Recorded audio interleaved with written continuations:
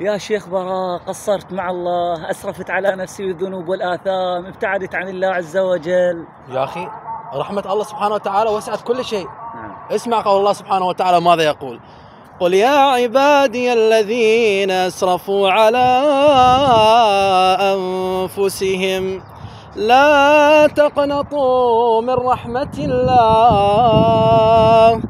إن الله يغفر الذنوب جميعا. يا شيخ ضيع صلاتي. إن الله يغفر الذنوب جميعا. علاقات محرمة. إن الله يغفر الذنوب جميعا. زنا وخمور. إن الله يغفر الذنوب جميعا. يغفر لي. إنه هو الغفور الرحيم. يقبلني. إنه هو الغفور الرحيم. يسامحني. إنه هو الغفور الرحيم.